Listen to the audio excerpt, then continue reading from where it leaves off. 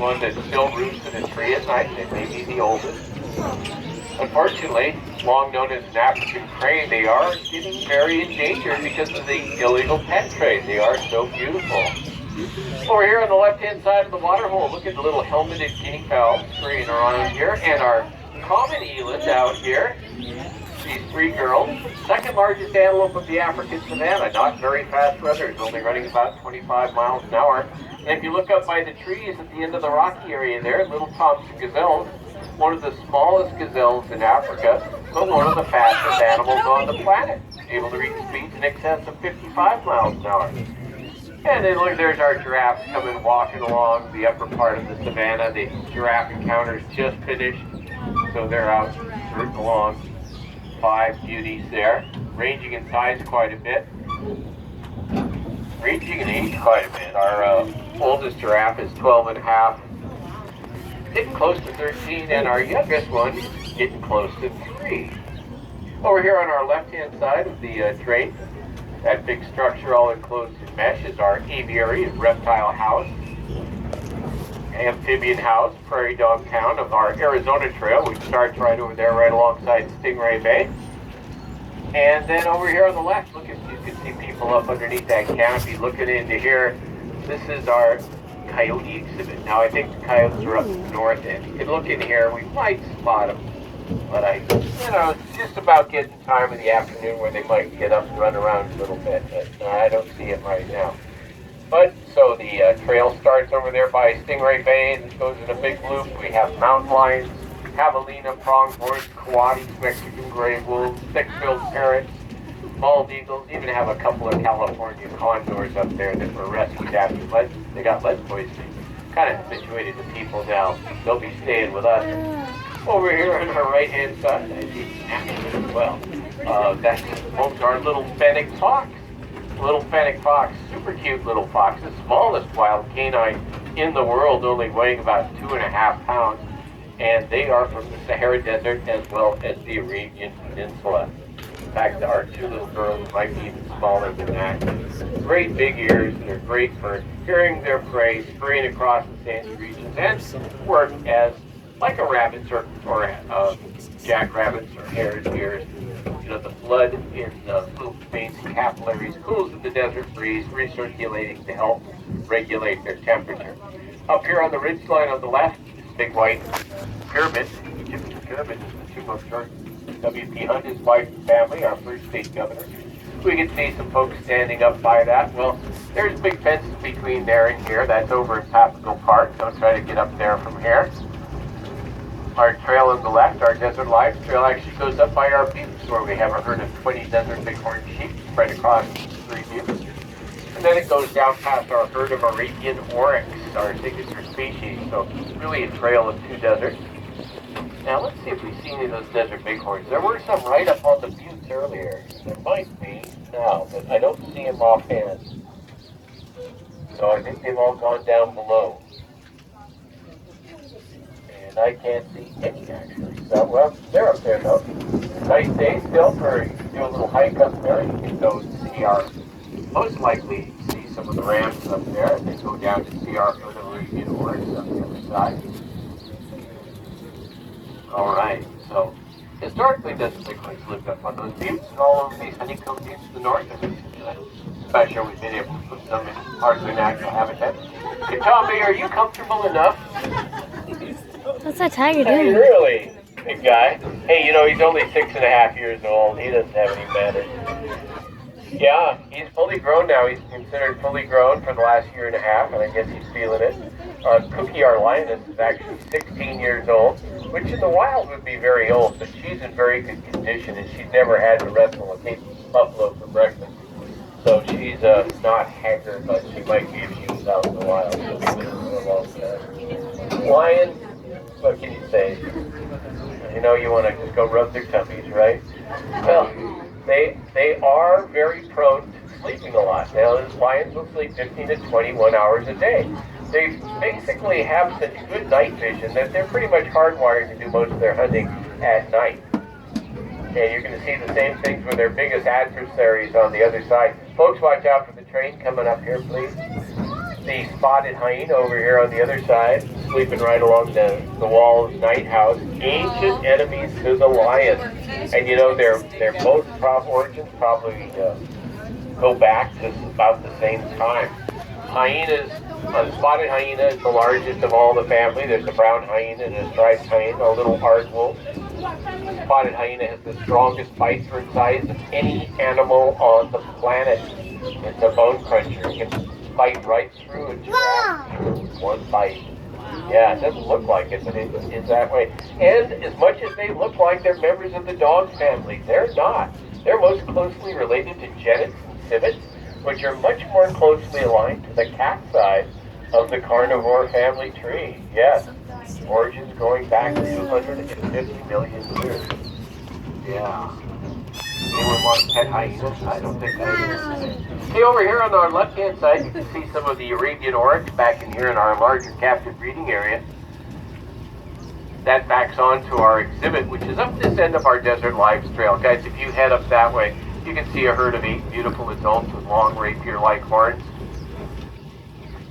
Our signature species. We've actually been involved breeding Arabian oryx in captivity for 53 years. We opened the zoo in the autumn of 1962. Operation Oryx was the first captive breeding program in the U.S. At that time, 1962, their numbers were so decimated from overhunting and poaching on the Arabian Peninsula. They are very close to extinction, and the powers that be out there wanted to save them from that. Decided they would ship us every one they could find. Looking though, they only found 3 left. Luckily, we were able to get another 6 from a sheik in Saudi Arabia, who with a bit of foresight and started his own private herd sometime before that.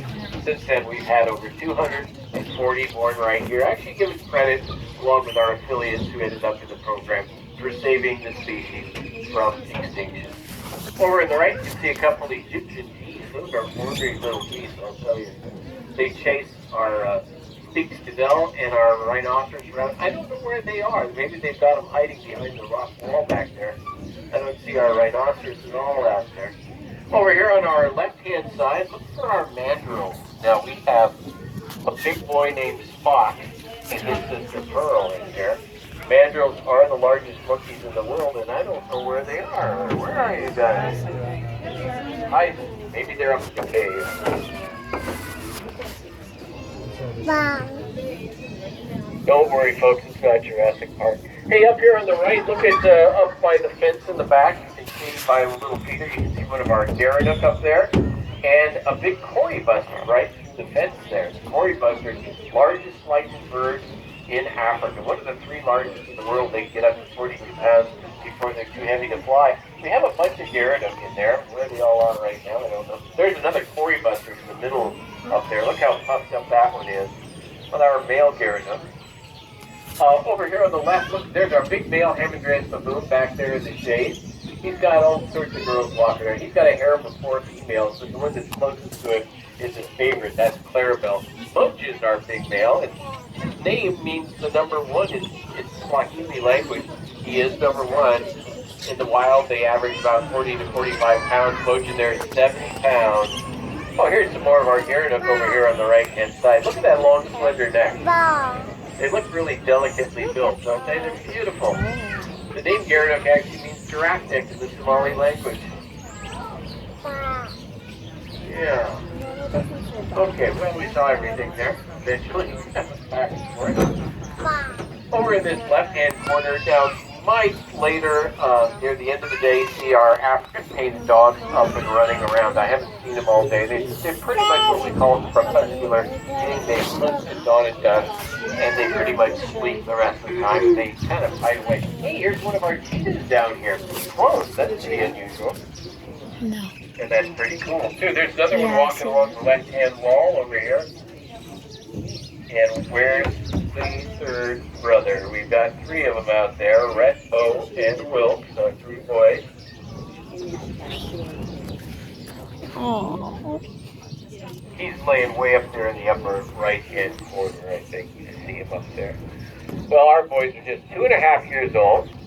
3 brothers together like that. Pretty typical of what you find in the wild. Sibling males will stick together over 40% of the time and form coalitions. That way, when they're hunting, they can gang up on larger prey and bring them down, and then generally hold the larger territory. If they have a sister, she'll leave by the coalition by the time she's 2. She'll go off, find another guy from a different gene pool. And, the brothers will kind of break off too. They want to find a girlfriend. They don't want to tag their brothers along.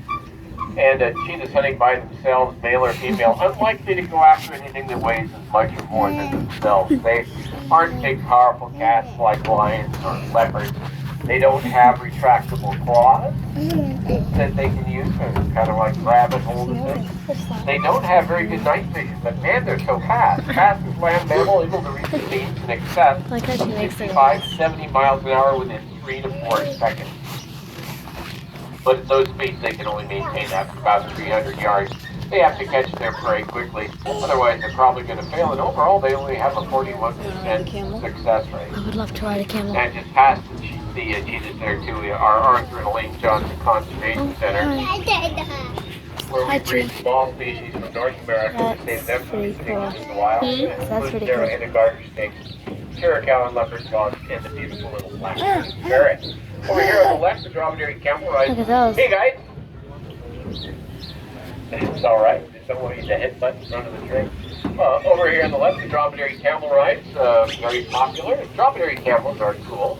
Factory camels and the two-hump camel we don't have, but they are cool too. And some silk and wildwoods out in the Gobi Desert of Asia. Both the dromedary and factory camels actually evolved on the Eurasian continent, but they are both descended from a prehistoric camel that actually originated in North America. That's right.